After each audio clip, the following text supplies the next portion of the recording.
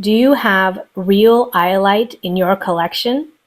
Are you mistaking it for a fake or perhaps a different gemstone altogether? My name is Sheila from Satin Crystals, and today we are discussing real versus fake iolite. Before we begin, don't forget to subscribe to the Satin Crystals channel so you don't miss out on all of your favorite gemstones, tips and tricks, and how to tell if they are the real thing. First of all, what is iolite? It is a stone that is best known for its violet blue colors. It is also called cordiorite, and it has a phenomena called Pleochroism. All of these things and a lot more you can learn about in the iolite meaning video and in the article at Satin Crystals about iolite crystal meanings. We have an in-depth article so you can know all about iolite. Now, once you do know about iolite, you want to know if you have the real thing in your collection. You've come to the right place. So first of all, to make sure that you do buy the gemstones, genuine gemstones, you want to make sure that you have a reputable seller, somebody who knows what they're talking about, who knows the difference between real versus fake stones and their imitations. Now, if you don't have a reputable seller handy, I'm going to give you a few tips on how to tell if iolite is real or not at home. But keep in mind that these are not conclusive in themselves, but they will lead you to the right answer. Luckily for us, iolite is seldomly faked and it's rarely treated.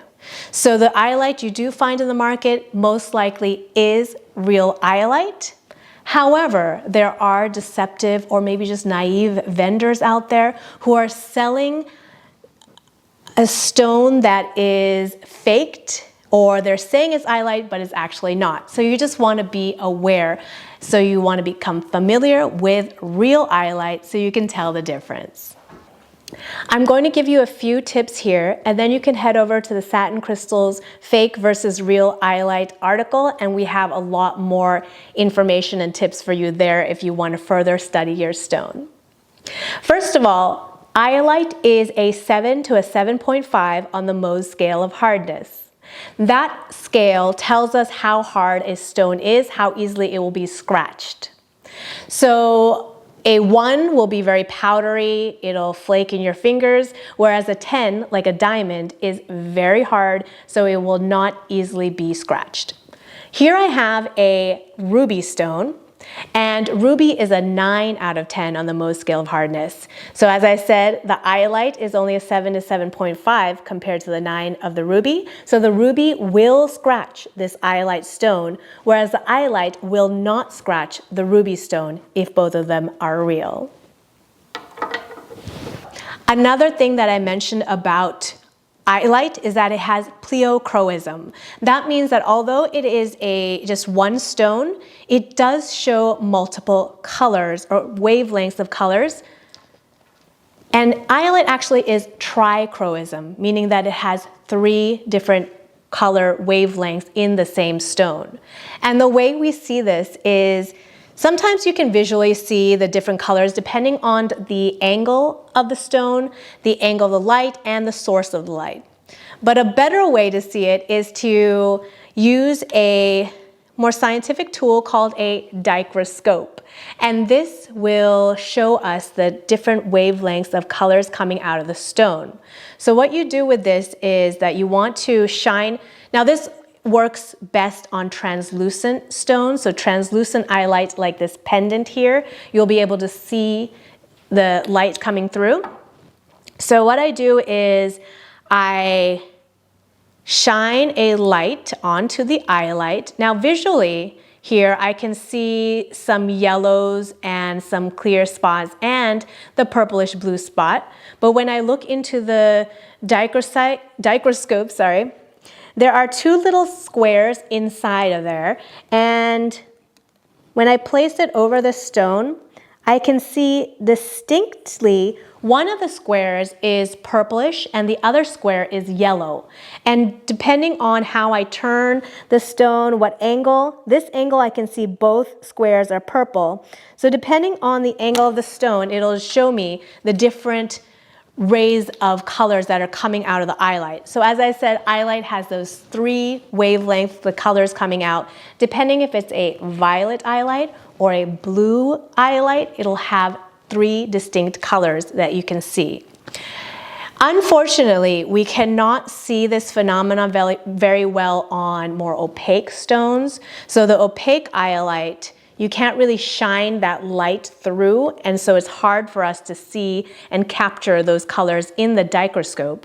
But you can just get a sense by looking at the outward color if you can see that yellowish brown tone, if you can see that light pale tone, a darker purple tone. You can see all those colors in that stone. You can get a good indication that it could be iolite, showing its pleochroism. To determine if your stone is a piece of glass, or if it's real gemstone, you can check with your diamond loupe or a magnifier and look within the stone. And you should not be able to see any air bubbles, which is an indication of glass. You will see a bunch of little inclusions, maybe even those red coppery platelets that make up bloodshot iolite, but you will not see air bubbles.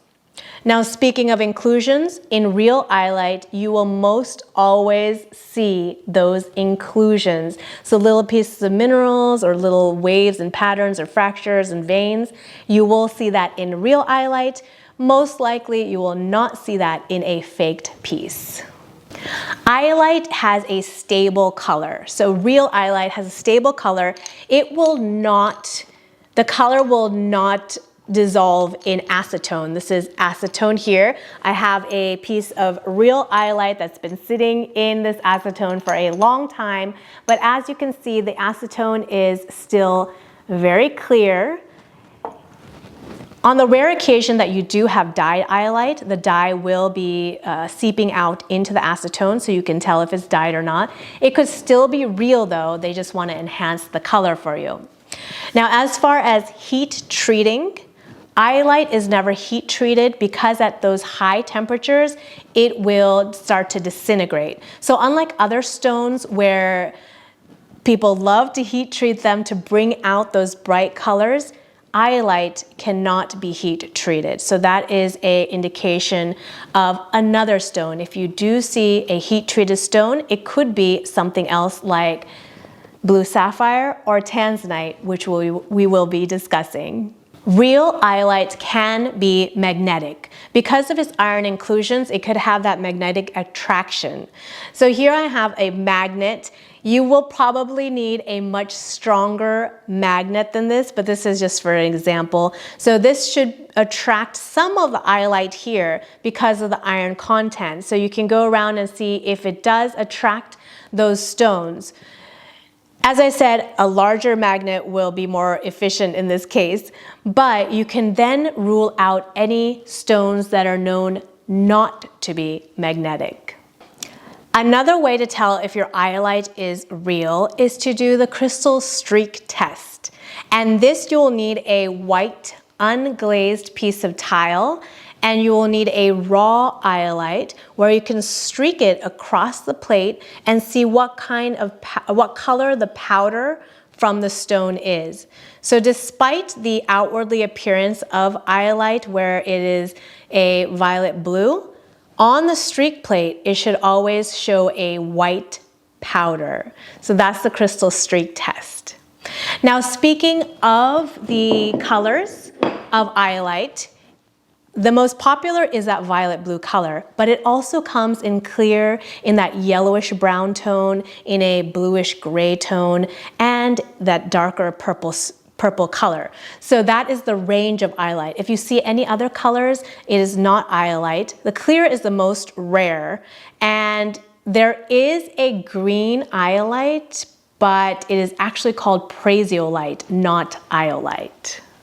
If I showed you these three stones, these blue tumbled stones, would you be able to tell the difference?